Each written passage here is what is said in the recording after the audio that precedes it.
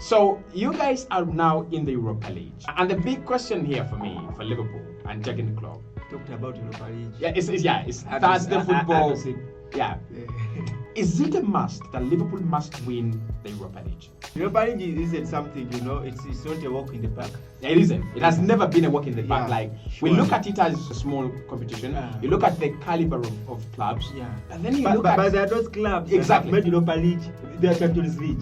For them, Sevilla, the Villarreal Europa League as something big. big. And I think it's a huge competition, because if you play in it, you can if you win it, you can definitely qualify automatically for the Champions League. You have another trophy that you play, which is the Super Cup. That just makes it huge. Absolutely. Sure, it's a huge, but it's also a huge opportunity for Liverpool to win it this time around. I remember when the early years of Jurgen Klopp, we had a chance to play the final. But definitely the big dogs of Europa League, that is Sevilla, did not allow this blinders on the final, thanks to Moreno, who gave them some goals and penalty.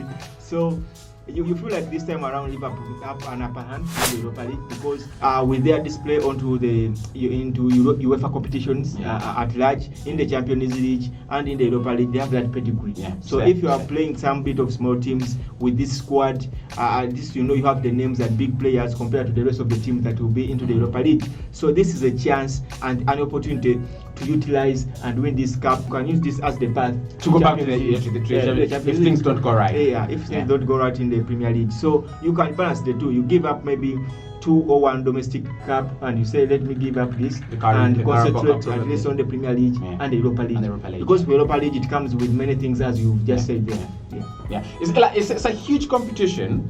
But talking about it in the perspective of Liverpool, it comes with 2 things. One, it comes with an opportunity to win silverware, recognized silverware, but then it also comes with that extra Thursday, Sunday schedule. Sure. Right? Sure. So, is it a curse for you, or is it a blessing? Well, this season, if you don't perform well in the season, if you have a bad run into the season, definitely these are the things that you face. So it's another challenge. But we know with football players, they know they are always ready for the challenge, coaches, they are always in for the challenges. It's the challenge that you have to find solution for, and then it makes you a better manager, or it makes you a better player. So with most of the players right now we have at the club, they haven't won much.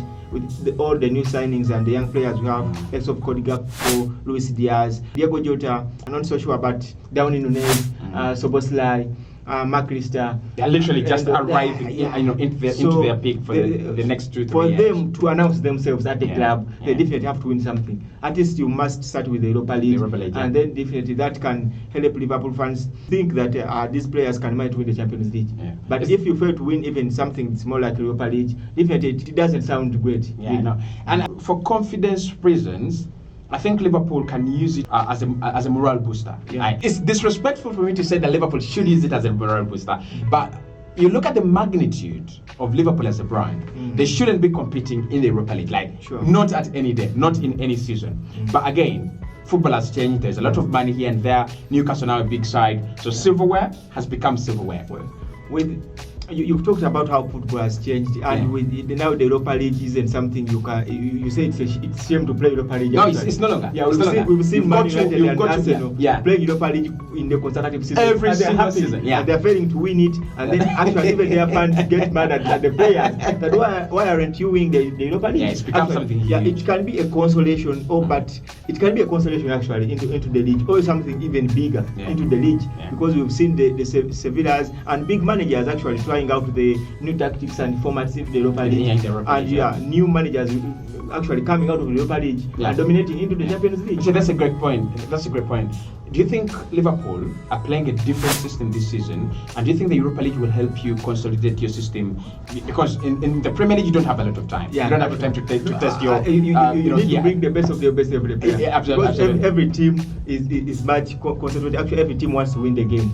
So in the Premier League you don't have any opportunity to test players. So could the Europa League be that kind of test ground? You've talked about how Jurgen Klopp has changed a bit of the system, which is true. I will agree with you, because he has brought in technically gifted players, which we weren't having last season. Because last season we had so many players who were hard workers. but within this season we have players that are technically gifted. And Jurgen Klopp, I think he wants to transit from running. We are making a lot of runs in the last couple of seasons, running. But now actually we are more direct.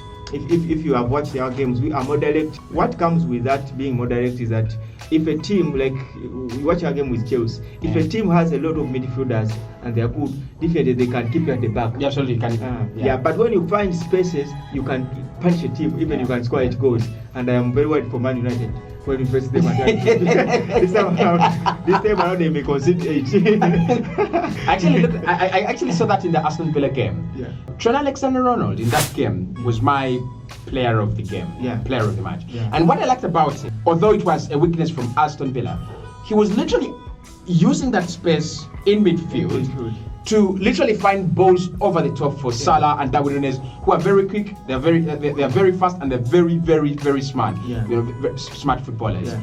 I think it's something that Jurgen Klopp has realized, that you don't need to keep the ball for 90 minutes. All you need is to use the few segments that you have the ball with effectively, and you can win games. Actually, Liverpool is a team that can score 5 goals, and with each goal, each player you might see 3 touches. 3 touches. Alisson, Trent Alexander-Arnold, then Mo Salah. Then that's a goal. Yeah, I looked at the third. I think it was the second goal that Darwin Núñez, hits the post and then comes back off Matty Cash. Trent hits it long. Salah runs onto it. He crosses it back, that's the second touch. Darwin Núñez hits it first time, and Cash is the 4th touch. That's in the back of the net. So it should have been 3 touches. Even the Newcastle goal, the second goal. Yeah, the second goal as well. It was from Alisson, then it was blocked by a Newcastle player, then it fell on to Elliott, Mo Salah, then Núñez, then that was the goal. So that's how Liverpool can punish teams. So definitely when you are not organized or when you sleep, they can punish you as long as they are clinical. If they are clinical at the front, and when their front is firing, they can punish any team. They look very dangerous, and they can trouble any defender. So definitely defenders should be worried about their front 3. And there is competition because we have 5 forwards and everyone needs to play. So if you have Cody Gakpo, who is performing well, you have Darwin Núñez, who also wants who's on fire, by the way. He started well, and he wants to prove doubters that I had only one bad season, but this time around I am coming. I am the real me. So definitely defenders should be set for the fire. Absolutely. So the Europa League is going to be an interesting one. If anyone is planning on missing it out, I think I wouldn't miss this edition of the Europa League. There's Brighton, and is it West Ham? There's West Ham. West Ham have qualified. Brighton have qualified as well, and you guys. So it's going to be interesting how you guys roll up.